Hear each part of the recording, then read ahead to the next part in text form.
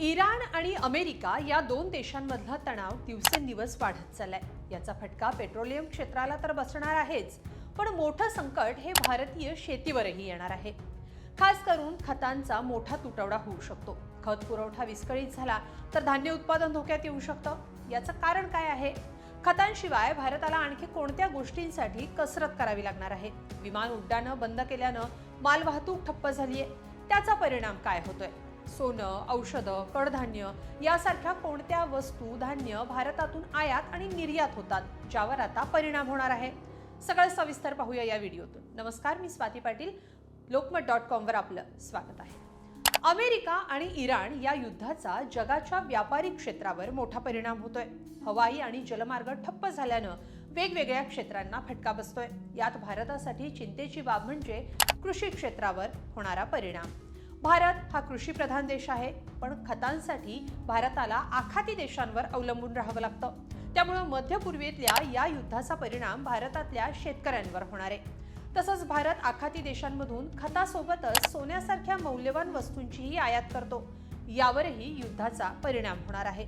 जर अमेरिका आणि इराणमधलं युद्ध दीर्घकाळ चालू राहिलं आणि आखाती देशांनाही त्याचा फटका बसला आणि त्याचा परिणाम म्हणून भारताचं आयात आणि निर्यात या दोन्हींवर मोठं नुकसान होऊ शकतं, असं तज्ज्ञांचं मत आहे।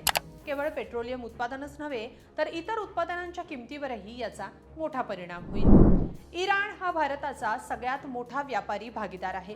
भारत शेतीसाठी लागणारी खतं आखाती देशांमधून आयात करतो।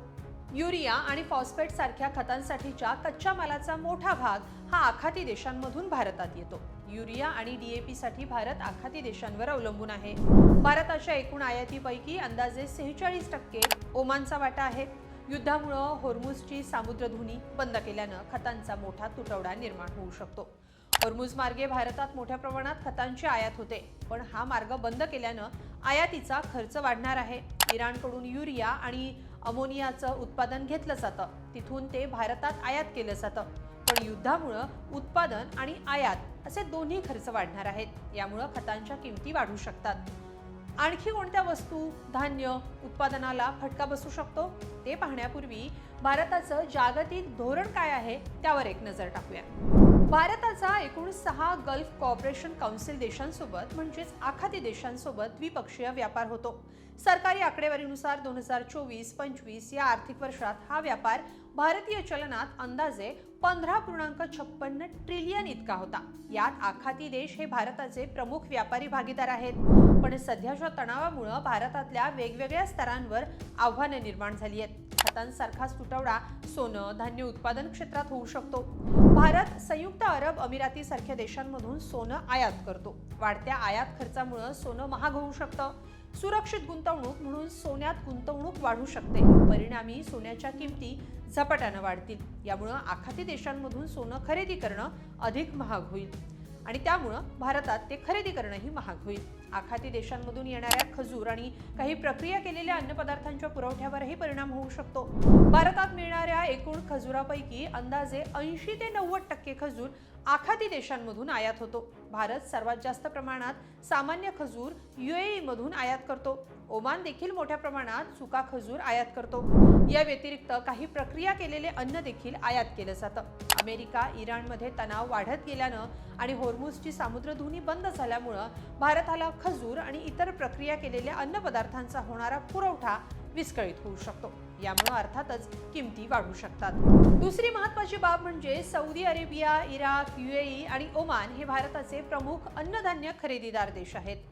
सागरी मार्ग बंद केल्यानं निर्यातीला विलंब होऊ शकतो। जर नवीन मार्ग स्थापित केले तर हे मार्ग लांब होतील आणि मालवाहतुकीचा खर्च वाढणार आहे। यामुळे भारतीय अन्नधान्य आखाती देशांमध्ये पोहोचणं अधिक महाग होऊ शकतं। भारत हा जगातला सर्वात मोठा तांदूळ निर्यातदार देश आहे। भारताच्या एकूण बासमती निर्यातीपैकी जवळजवळ 50% निर्यात आखाती देश आणि इराणला होतो। 2024-25 या आर्थिक वर्षात भारतानं अंदाजे 60 लाख टन बासमती तांदूळ निर्यात केला। याची किंमत अंदाजे 50 कोटी 32 लाख रुपये इतकी आहे। पण हवाई मार्ग बदलणं, सागरी मार्ग बंद होणं यामुळे ही निर्यात विस्कळीत झाली आहे. यासोबतच आखाती देशांमध्ये भारतीय मांस आणि समुद्री खाद्यपदार्थांचीही मोठी मागणी आहे. भारत प्रामुख्यानं मासे आणि कोळंबी आखाती देशांमध्ये निर्यात करतो. नाशवंत माल जसं की मसाले, फळं, भाजीपाला यांची निर्यात देखील विमानातून म्हणजे एअर कार्गो शिपमेंटमधून होते. पण विमान वाहतूक विस्कळीत झाल्यानं ही निर्यातही ठप्प होऊ शकते. भारत औषधांचाही एक प्रमुख पुरवठादार आहे. यात जेनेरिक औषधांचा वाटा मोठा आहे. पुरवठा खंडित झाल्यामुळे निर्यात महसुलावर याचा परिणाम होईल. अनेक कंपन्यांना वस्तूंच्या वितरणात अडचणी येऊ शकतात. एकंदरीत जागतिक स्तरावरचा हा तणाव वाढल्यामुळे भारताचं आयात निर्यात धोरण विस्कळीत होऊन त्याचा फटका बऱ्याच व्यापारी क्षेत्राला बसणार आहे.